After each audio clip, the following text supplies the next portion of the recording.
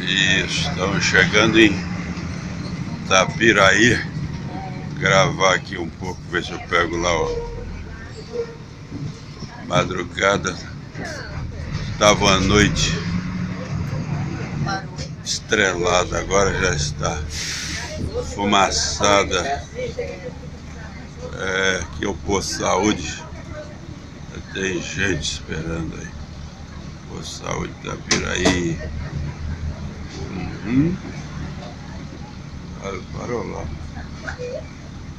Parou aqui em frente ao posto de saúde.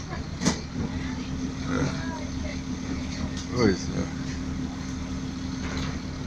Vamos ver aqui como é que fica aqui. Itapiraí.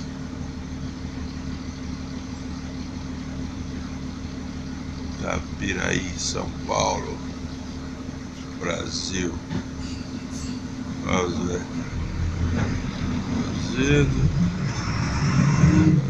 Itapiraí. Aqui o Bradesco foi arrombado. O Bradesco foi arrombado, a destruição da polícia. O Bradesco, como é que tá aí? Bradesco. Pronto. Acabou. Está registrado aqui. Estamos chegando em Itapiraí. Fumaçada Itapiraí. Assim está Itapiraí hoje. Eita, Itapiraí.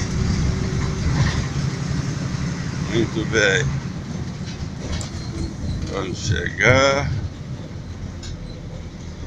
Já está aí. Esse é Itapiraí, 22 de outubro de 2015, 8 horas da